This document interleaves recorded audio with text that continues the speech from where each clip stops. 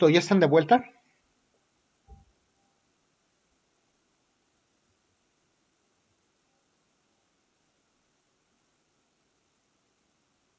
Ok.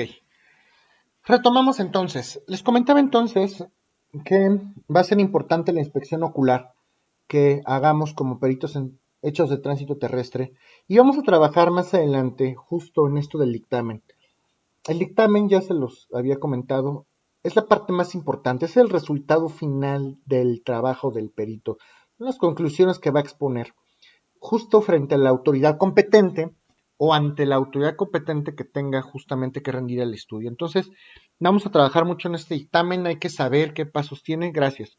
Hay que saber cuáles son las fases de este dictamen, cuáles son los elementos del dictamen, cómo se debe de estructurar el dictamen.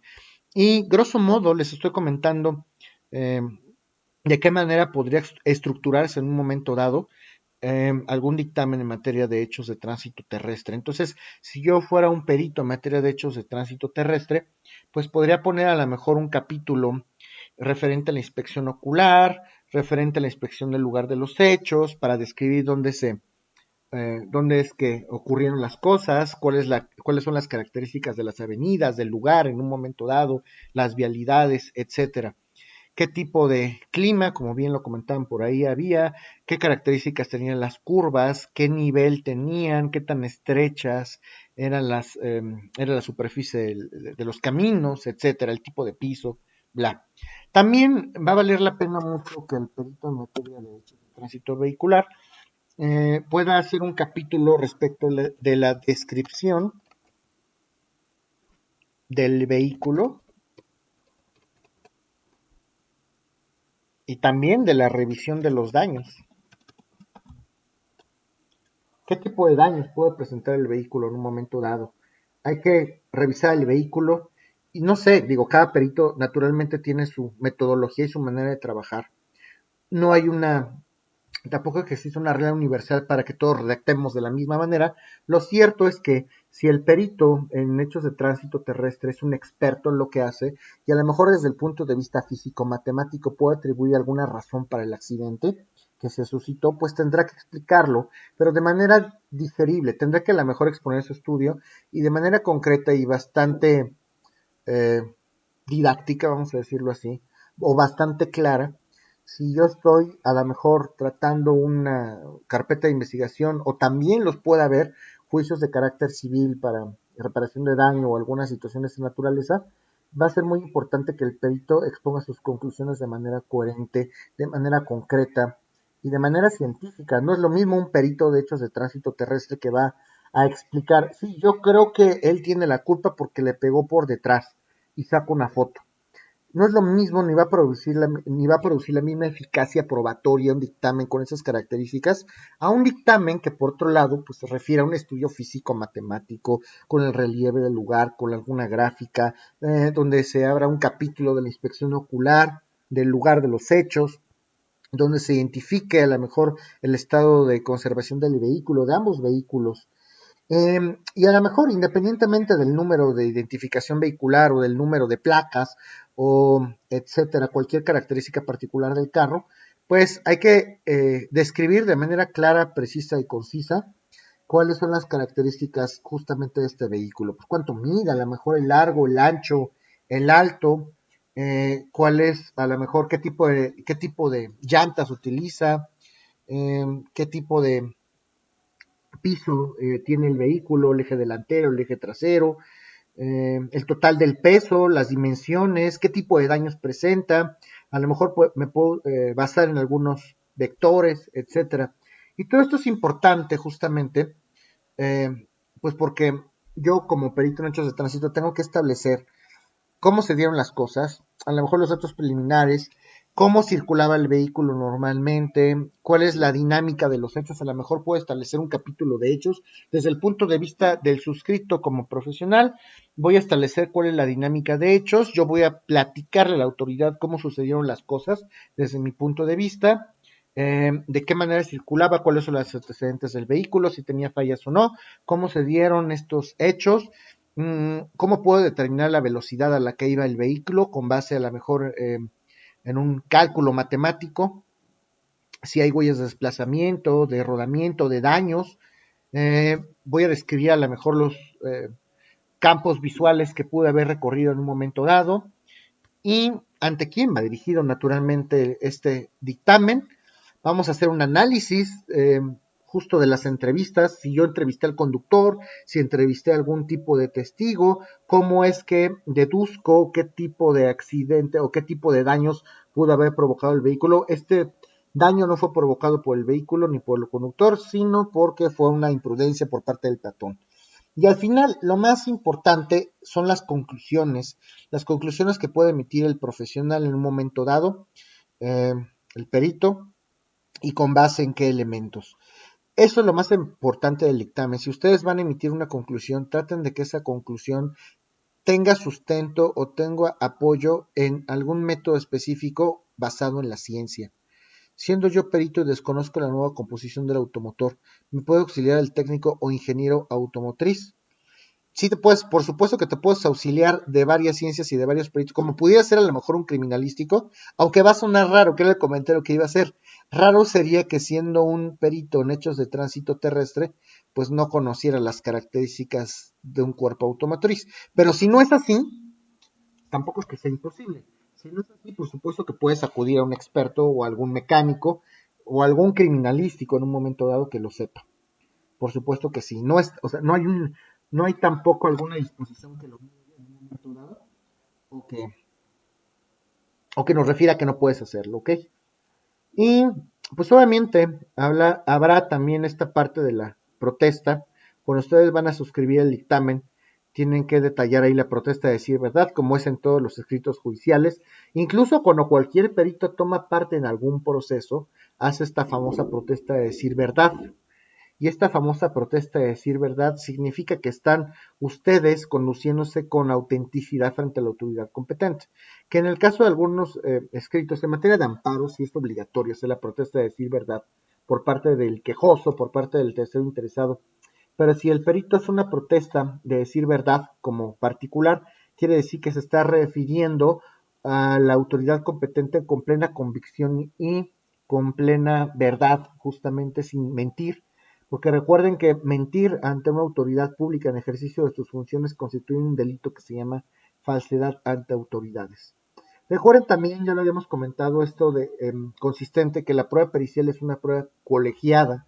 Si yo voy a ofrecer una prueba pericial en materia de hechos de tránsito terrestre, en algún momento dado en un proceso, pues el actor puede ofrecer su propio perito, el demandado puede ofrecer su propio perito. Si ambos dictámenes son contradictorios, se puede nombrar un tercero en discordia, que será el que nombre la autoridad, el juez, que tampoco es que tenga la última palabra, pero si es la autoridad que va por parte del tribunal, pues se le da un voto de veracidad o de convicción, y al final del día todavía podemos trabajar en una junta de peritos donde serán citados, ya lo habíamos platicado, todos los peritos para que rindan sus conclusiones y pues ya el juez eh, con todas estas conclusiones o todas aquellas observaciones que se les hagan a los peritos va a poder emitir un dictamen final o una sentencia, justamente basándonos en estos elementos de convicción o estos estudios que hacen los peritos. ¿Tienen alguna duda de esto? Digo, tampoco es que quiera profundizar en los hechos de tránsito terrestre, pero son cosas muy básicas. Comentarles entonces que hay academias pues, en torno a esto. Si quisieran basarse en alguna normatividad en especial, voy a conseguirles normas oficiales mexicanas que pueden referir eh, algunos criterios básicos, porque sí las hay, que son justo las que utilizan algunas aseguradoras para poderlas tener como criterio. Si les interesa, con mucho gusto se las voy a proporcionar en breve. Y pues nada, comentarles también que como Roberto tenía la inquietud, si ustedes quisieran estudiar más de esto, pues hay también auténticas academias. Si alguien tiene alguna inquietud en torno a esta actividad o esta especialidad en concreto, pues también podemos por ahí trabajar en alguna academia que sea de su interés. Con esto cerramos los hechos de tránsito terrestre, tampoco es que les comento sea tan relevante. Bueno, ¿A algunos de ustedes les interesa el área de la grafoscopía y de la documentoscopía?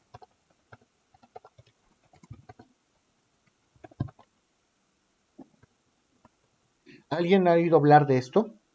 De la grafoscopía y de la documentoscopía. ¿Qué es? ¿Qué diferencia hay entre un perito especializado en grafoscopía y otro en documentoscopía?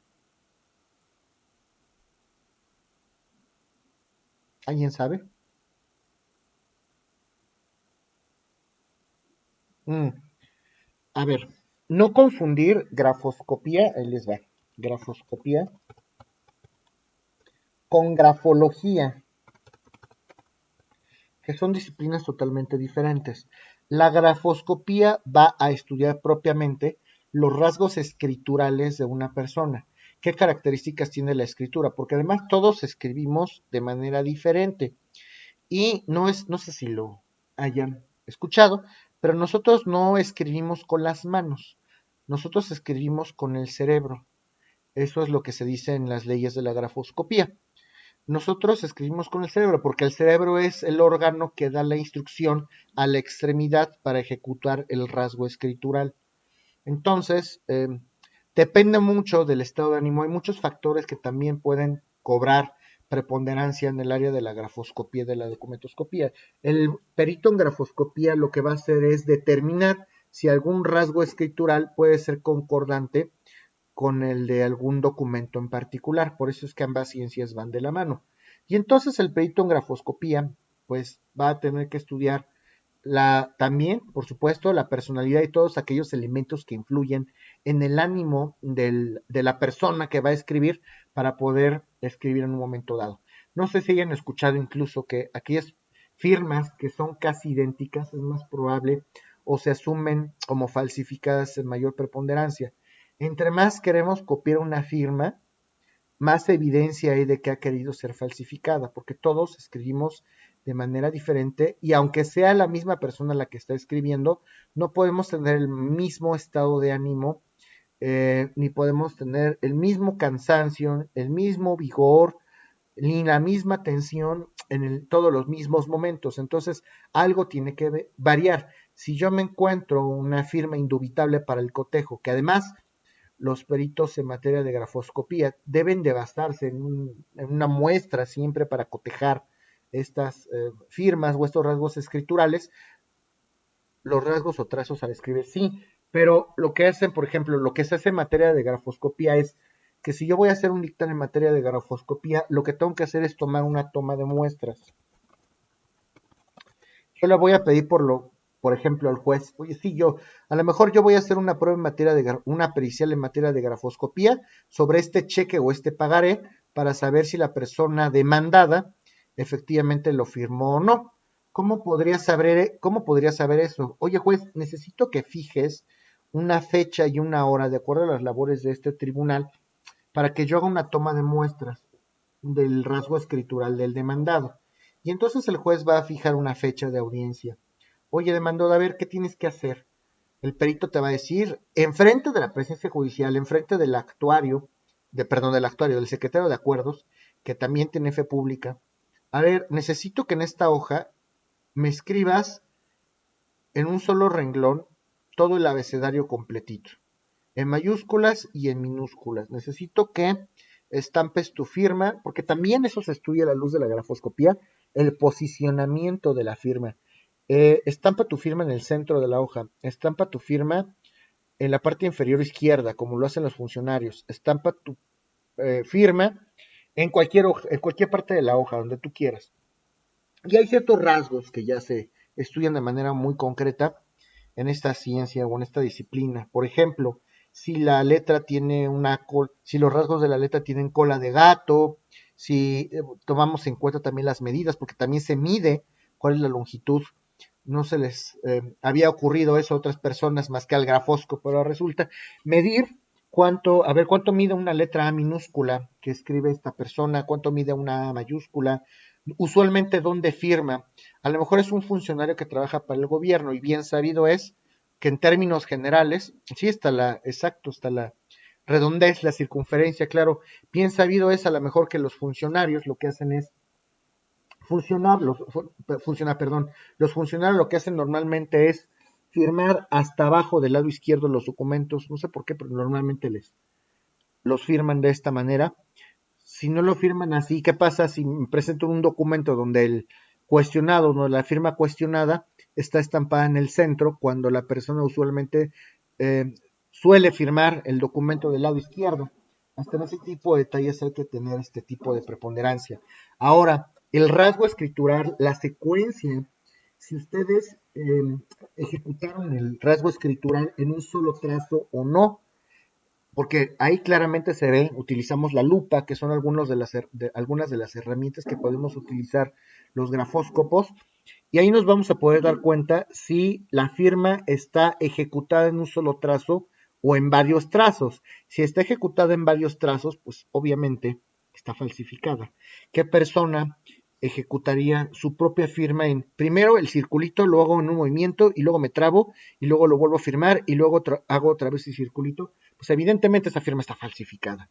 Si se ejecuta en varios momentos una firma, pues está falsificada. Ahora, pues es normal a lo mejor que las personas firmemos o estampemos nuestra firma en varios momentos, porque primero escribo mi nombre, después escribo una raya, después le pongo la base, ¿no? Una cosa es eso y otra cosa es que un solo círculo se ha ejecutado en varios momentos. Ahí evidentemente ya no está algo bien.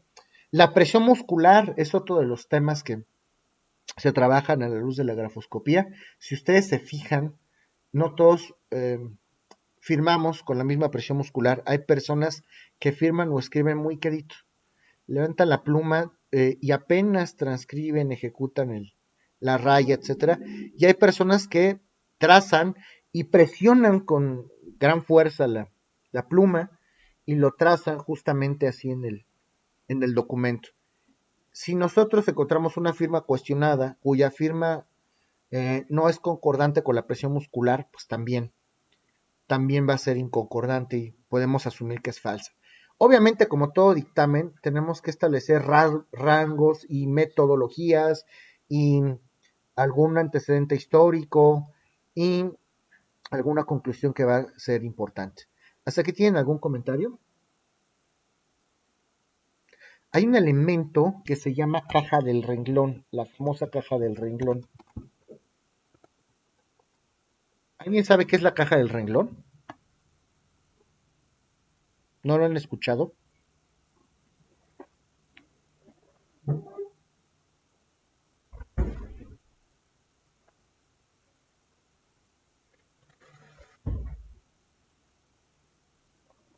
¿Alguien sabe lo que es la caja del renglón? Bueno, cuando nosotros vamos a estudiar una firma cuestionada, lo que hacemos es encerrar a la firma cuestionada en un cuadrito. ¿Qué es lo que vamos a estudiar? A ver, ya tomé la muestra de la firma, voy a encerrar en un cuadrito y entonces en ese cuadrito, que es la caja del renglón, vamos a delimitar cuál es el eje en el que escribe la persona la firma cuestionada. A ver, tiene una inclinación hacia la derecha, tiene una inclinación hacia la izquierda, firma un poco más con tendencia hacia abajo, con tendencia hacia arriba, con qué presión muscular, etcétera. Esto es la famosa caja del renglón. Entonces, pues va a ser importante para analizarlo. Y no confundir con la grafología. Las leyes de la grafología son totalmente diferentes y la grafología lo que sugiere es analizar el comportamiento o la personalidad de los entes, de los seres humanos con base en sus rasgos escriturales. Por ejemplo, si escribes de manera muy marcada es que tienes tendencia hacia la ira. Si escribe una persona con una firma grande es porque tiene una personalidad ególatra.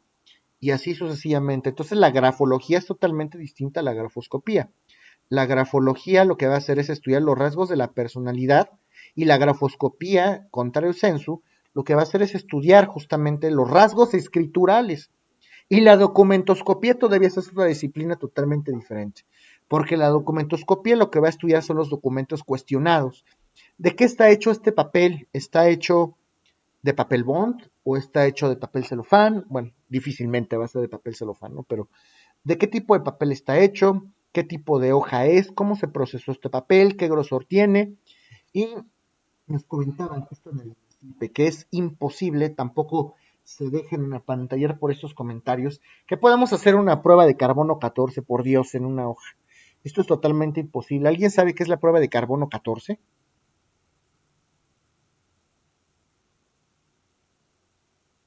¿No han escuchado de la prueba de carbono 14 en biología?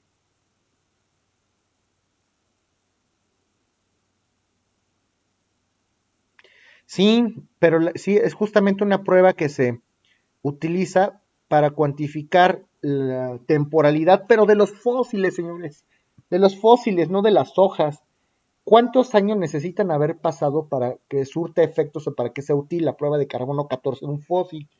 La hoja va a estar totalmente deshecha. Por supuesto que va a estar totalmente imposibilitado el perito para utilizar la prueba de carbono 14. Es imposible en materia de documentoscopía utilizar este tipo de prueba. ¿Ok?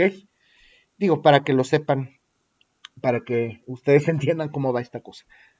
Bueno, es algún comentario sobre esta disciplina, que también sepan que es de las disciplinas más conocidas en torno a las ciencias periciales, la grafoscopía, la documentoscopía, la grafología, que es otra disciplina.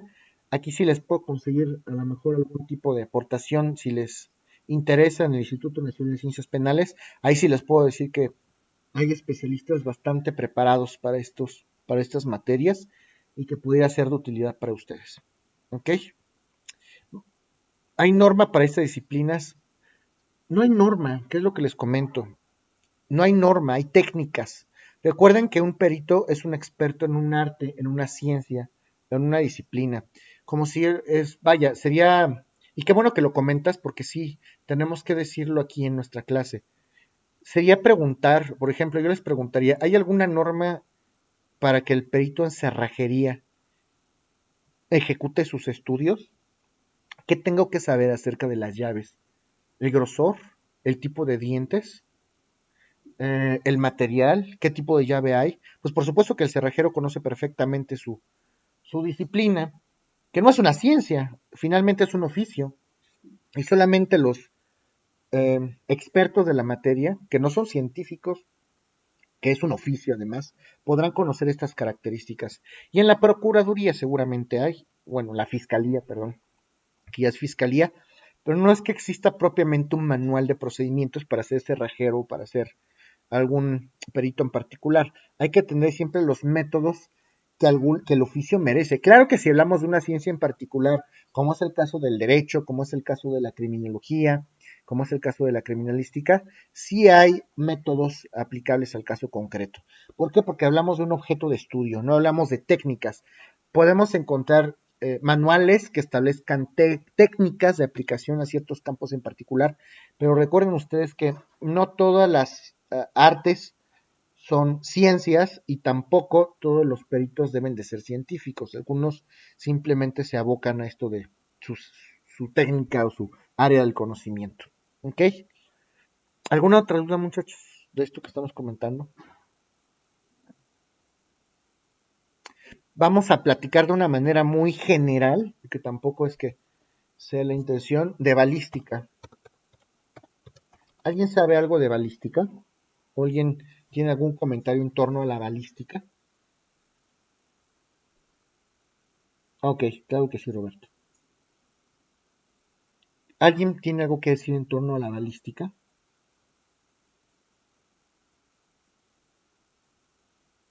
Para el estudio de la balística también nos vamos a abocar a- al estudio de otras ciencias auxiliares o que nos pudieran servir de apoyo, como la física y la química. Modelos de las balas, en torno a otras cosas, las características no solamente de las balas, sino de las armas de fuego. Vamos a utilizar entonces algunas disciplinas auxiliares como la física y la química. La balística va a estudiar todo aquello relacionado al movimiento de los proyectiles.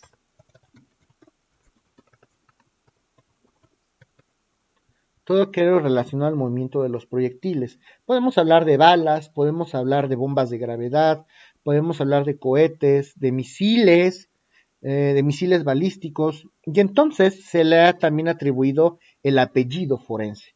La balística forense también es otra disciplina, y forense significa que una disciplina es aplicada o ejercida en el campo de trabajo, no porque sea penal, no necesariamente es penal, Si hablamos de medicina forense es porque hay un lugar, un laboratorio específicamente diseñado para estudiar desde alguna perspectiva la medicina.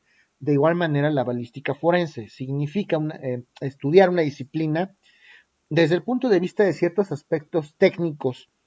Claro que tendríamos que conocer perfectamente las características de los proyectiles, eh, qué impacto tienen estos proyectiles en los tejidos biológicos, la interacción que tienen estos proyectiles con otros objetos, con el fin de esclarecer en algún momento dado algún delito. Eh, Algunas de las características de esta ciencia es que el cuerpo de estudio de la balística se va a centrar justamente en el análisis de las fuerzas, vamos a platicar de las fuerzas, de las trayectorias, del comportamiento de diversos proyectiles en diversas áreas del conocimiento.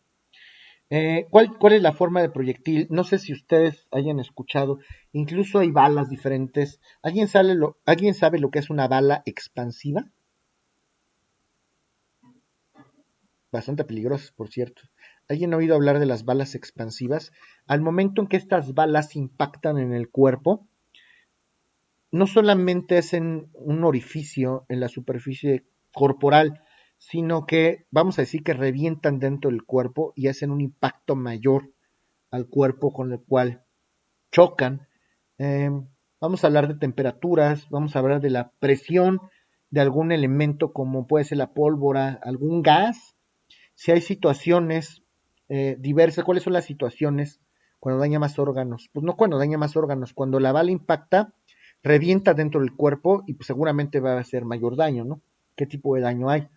¿Qué tipos de disparo hay? ¿De qué manera se desplaza el proyectil dentro del, pues en el viento o en el espacio aéreo? ¿De qué manera se proyecta en el cuerpo y de qué manera sale, si es que sale este proyectil? ¿De qué manera se puede hacer esta salida exterior? ¿Cuáles son los diversos tipos de impacto? ¿Y qué tipos de arma hay, de armas que pueden pertenecer al ejército, la Fuerza Armada, que de hecho hay una ley federal de armas de fuego y explosivos que también deben de conocer todos los peritos en materia balística. ¿Cómo podemos estudiar a la balística? Hay una balística que se lo conoce como la balística interior. La balística interior, que estudia los fenómenos que se producen en el interior del arma. ¿Qué pasa dentro del arma para que sean posibles las cosas? Para que se detone un disparo, para que sea alimentada, de qué manera voy a armar el arma, de qué manera detona adentro la bala, de qué manera y qué tipo de explosiones hay adentro, qué tipo de incidencias se pueden dar justamente en esto de la fabricación de las armas de fuego, qué tipo de aspectos, qué tipo de fenómenos. Todo lo que pasa dentro del arma lo estudiamos a la luz de la balística interior. ¿Qué tipo de quemaduras se pueden dar en el arma? ¿Qué tipo de giros? ¿Qué tipo de rozamientos? Etcétera. Los, Hay algunos especialistas que se han abocado justo allá a conocimientos muy concretos, fases y por arma, qué tipo de mecanismos tienen las armas, qué tipo de combustión se puede dar en un momento dado en el que un arma es detonada, ¿no? Y podemos hablar también de la balística exterior. De la balística exterior vamos a estudiar cuáles son las trayectorias, los efectos, las perturbaciones que el proyectil en un momento dado cuando es detonada puede llegar a ocurrir en el espacio aéreo. Independientemente de la forma del proyectil, podemos estudiar el camino, la permanencia o la trayectoria propiamente del proyectil, bueno, de la bala propiamente que es disparada, ¿no? Podemos hablar también de la balística terminal. Para hablar de balística terminal, vamos a estudiar cuáles son los efectos que en un momento dado puede provocar el proyectil cuando choca en contra de un cuerpo que es ya definido.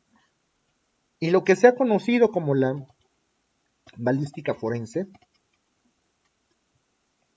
hablar de balística forense significa denominar esta rama o esta disciplina del conocimiento en el campo de trabajo. Es estudiar y analizar los proyectiles, estos impactos, los calibres de las armas, pero con una aplicación en el laboratorio. A lo mejor sí nos vamos a apoyar de estas disciplinas en el campo jurídico penal, por supuesto, pero ¿por qué querríamos nosotros, como especialistas, tener todos estos detalles tan concretos? Justamente porque tiene una aplicación científica, y esta aplicación científica nos va a ayudar a auxiliarnos en algunas disciplinas dentro del campo del derecho. Entonces, podemos determinar los tipos de casquillos, el tipo de pólvora, las características de la pólvora, vamos a ver qué tipo de residuos hay. Es muy importante que el perito en materia balística pueda saber cómo encontrar pólvora en algunas superficies, en algunos cuerpos, que podamos analizar cuál es la aproximación a la que fue realizada el disparo. Por ejemplo, si una persona se suicidó con un arma de fuego y se disparó en la cabeza, lo vamos a poder analizar, lo vamos a poder deducir, porque a lo mejor el cráneo o la sien va a tener ciertas quemaduras y ciertos rasgos de pólvora.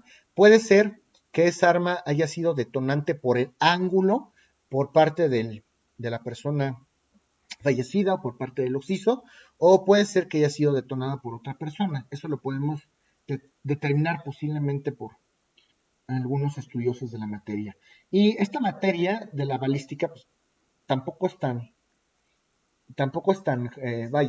reciente. Esta materia se da, o hay antecedentes de balística desde el siglo XVI, que son los años 1600, 1700 más o menos. Ya hay estudios que refieren algunas características de la detonación o de la trayectoria de las armas de fuego. ¿Qué tipo de rotación se le da al arma al momento en que es detonada? Si los proyectiles disparados corresponden a los de un rifle, a los de una escuadra, a los de 1.45, todo esto que ya lo saben. ¿Qué tipo de huellas? Y ahí también nos apoyaríamos, que también lo vamos a platicar, de los especialistas en materia de dactiloscopía. ¿Qué tipo de evidencias pueden ser aportadas en algún proceso? Esta materia comenzó a ser utilizada en algunos procesos justo en Inglaterra, por ahí del año de 1835, y qué tipo de impactos provocan en la víctima. Entonces, proponemos el estudio de las armas y la relación que tienen de pertenencia justamente con el autor del suceso, con el agresor, o en un momento dado con la víctima, con el occiso. Tampoco es que tengamos que profundizar más en materia de balística. Estoy reservando algunas clases porque mucho vamos a hablar de dactiloscopía, de medicina forense y de química en algunas clases subsecuentes. Realmente esta cuestión de la balística, pues como ustedes ya lo saben, también hay campos de estudio. Si a alguno le interesa, pues me lo comenta para poderles decir dónde podemos estudiar esta parte de las ciencias forenses. ¿Tienen algún comentario al respecto de la balística?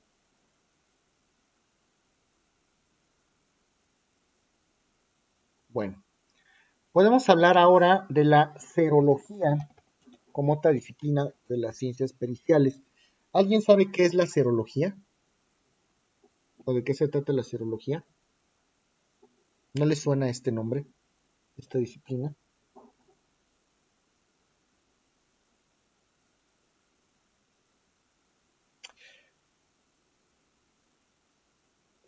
Libro, por ahí no había visto tu comentario, Roberto. Me estabas comentando acerca de un libro. Sí, les voy a recomendar un libro de balística para que podamos ahí trabajar. No voy a detenerme mucho en la serología, simplemente quiero que sepan que existe y de qué se trata la serología. La serología es un estudio que va a permitir comprobar la presencia de algunos anticuerpos en la sangre. Entonces es un estudio o una disciplina que se va a abocar a comprobar la presencia de anticuerpos en la sangre.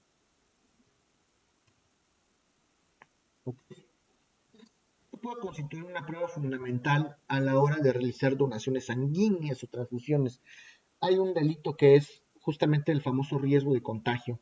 ¿Qué pasa si una persona dona sangre de manera intencional a otra sabiendo que tenía VIH, por ejemplo?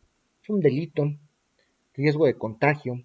Y pues por supuesto que merece esto un examen desde el punto de vista químico, biológico. Hay que hacer un estudio pormenorizado a la sangre con base en ciencias, en el apoyo de ciencias como la famosa hematología, para saber si un individuo o no posee algún microorganismo, alguna infección, algún patógeno particular, y algunos anticuerpos responden justamente a los microbios o algunos factores de riesgo, y depende del método que se emplee, podemos asumir que si la sangre reacciona a ciertas sustancias y da positivo, quiere decir que el estudio de la sangre como evidencia puede sugerir que ya existía alguna enfermedad o algún patógeno o algún microorganismo. ¿Qué pasa si nosotros, después de que la sangre está coagulada, la sometemos a un proceso de centrifugación para eliminar estas células sanguíneas? Podemos obtener a lo mejor la composición de algunos elementos que pueden ser alguna evidencia en algún proceso. Y entonces podemos determinar si existen o no infecciones o razones para pronosticar alguna enfermedad existente con base en esta química sanguínea. Entonces vamos a utilizar a esta rama del conocimiento para determinar si existe o no alguna enfermedad, algún patógeno, algún microorganismo probable para poder determinar si algún infractor o alguna víctima ya tenía alguna enfermedad o alguna patología. ¿Tienen alguna duda hasta aquí, jóvenes? Hablar de la serología va a ser importante también para las ciencias periciales. ¿Pero tienen alguna duda de la serología? ¿Es alguna rama de la ciencia médica que nos va a apoyar? ¿Hasta aquí vamos bien? ¿O no? Ok. Y ahora sí, vamos a entrar, aquí se nos vamos a detener un poco. Vamos a entrar al estudio de la medicina forense. Vamos a hablar de medicina forense, también llamada de muchas otras maneras como medicina legal. Algunos otros, que no estoy muy de acuerdo, la llaman jurisprudencia médica, no sé por qué, jurisprudencia médica. Sí sé, ahorita les explico, pero no es muy coherente. Jurisprudencia médica, medicina judicial.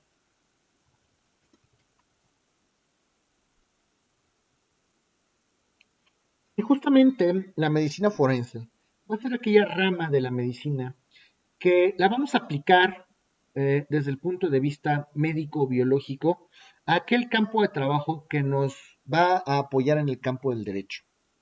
Eso es lo que se asume como la medicina forense, va a ser aquella rama de la medicina que nos va a servir como herramienta de trabajo en el campo del derecho. Entonces, todo el cuerpo de autoridades jurisdiccionales, jueces, magistrados, ministros, naturalmente que puedan ser competentes para conocer de la materia penal, por decir algo, se pueden llegar a apoyar de esta rama bastante especial que es la medicina forense. Y nos va a ayudar a determinar cuál es el origen de las lesiones sufridas por un herido, a lo mejor, o a lo mejor al momento de analizar un cadáver. Estos aspectos médicos se derivan de la vida práctica, obviamente, y esto sí es importante. Para ser médico forense, pues no es, les digo que cada ciencia merita un estudio en particular. Para ser médico forense, no necesariamente tengo que ser abogado, por supuesto que no. Aquí sí tengo que ser médico a fuerza, ¿eh? Para ser médico forense, primero tengo que ser médico titulado. Y después de ello, pues si quiero abocarme a algún área especial del conocimiento, ya lo haré. Pero el médico forense, a todas luces, tiene que ser médico. Si yo quiero ser perito en medicina forense, pues ser abogado no es el camino. Si soy abogado y médico, bueno, ya tengo oportunidades. Pero sí necesito ser médico. Esto es muy importante. Y esta disciplina o esta ciencia se va a vincular estrechamente con el campo del derecho, ya a manera de especialidad, y puede cobrar gran relevancia en asuntos penales como los famosos médicos legistas. Médicos legistas. Y como ya sabemos, son aquellos médicos que nos apoyan a nivel Ministerio Público, a nivel Fiscalía, y cada vez que una persona, hablando de las personas que tienen el carácter de imputado, cada vez que inician una entrevista y la terminan, pues tienen que pasar con el médico legista para que ellos certifiquen su estado de salud qué estado mental tienen y si están aptos o no para rendir una entrevista ante la autoridad competente. ¿En dónde es el campo del trabajo del médico forense? En muchos lugares. Los médicos legistas o los médicos forenses están capacitados para realizar bastantes cosas en el campo del derecho. ¿Qué tan responsables son los médicos en el campo del derecho penal?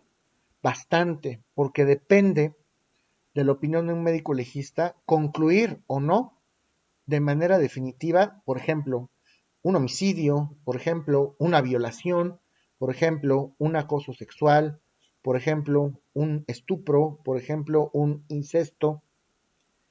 El dictamen del médico legista va a ser preponderante en la carpeta en la carpeta de investigación de la Fiscalía o del Ministerio Público. Entonces va a ser importante entender cómo trabajan ellos. Y muchas veces los dictámenes son de una hoja, ¿eh? Tampoco es que tenga que ser mayor, tenga que existir una mayor conclusión.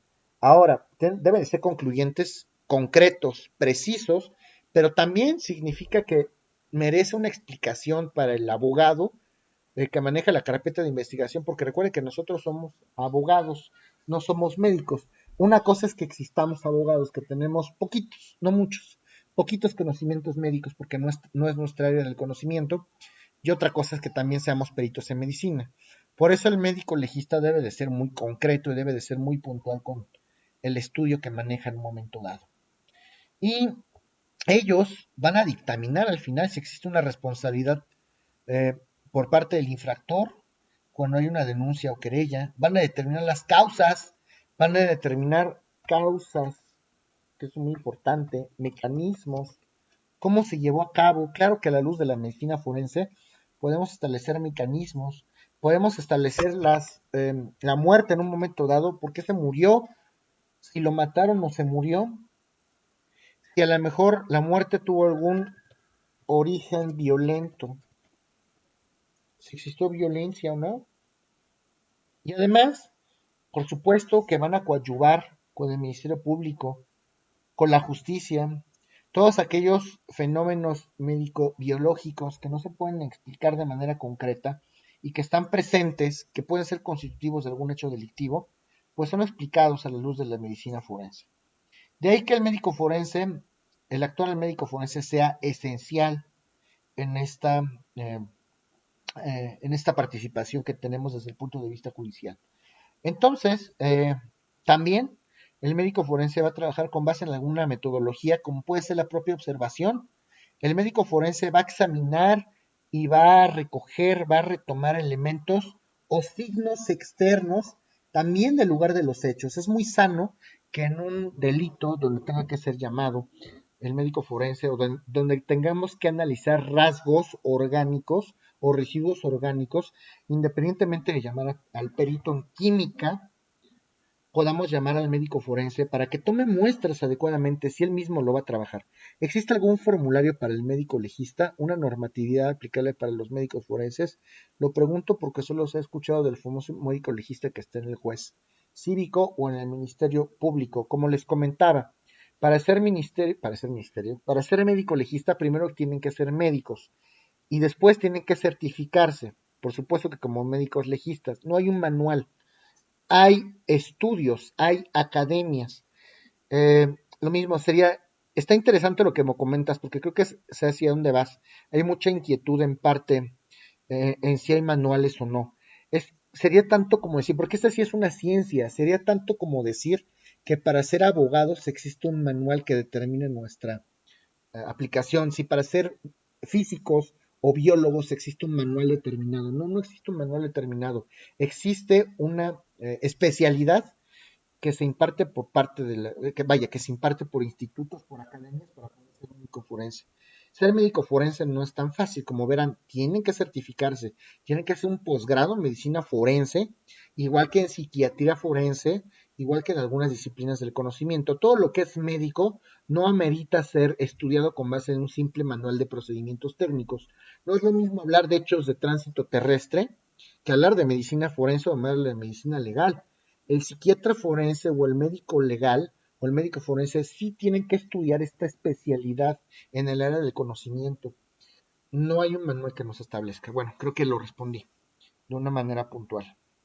Si hay alguna otra duda, me dicen, por favor.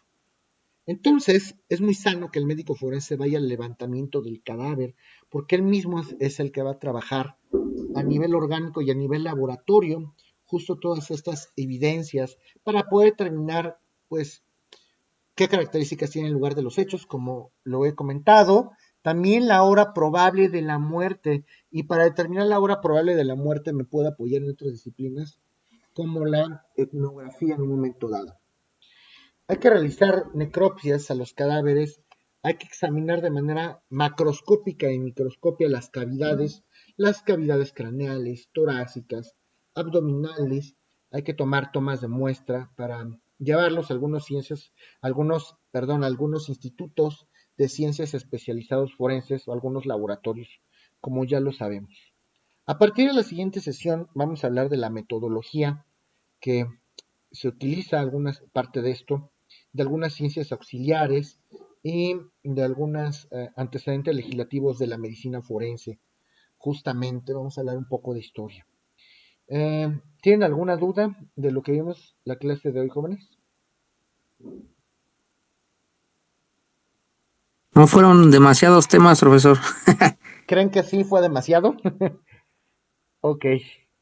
Sí, es que de pronto ya estos últimos bloques se van a ir, como sean cosas algunas ya muy concretas, pues vaya, vale la pena referirles, pero si quieren la siguiente sesión hacemos un repaso de todo esto. Procesenlo, lo platicamos la siguiente sesión. Si tienen alguna duda, obviamente me buscan, no hay cuidado. Muchas gracias por su atención, muchachos. Procesen esta información y les toca. Ya te convenciste de ser perito, qué bueno. Gracias, profesor. Nos Claro que vemos. sí. Nos vemos la próxima sesión, jóvenes. Hasta luego.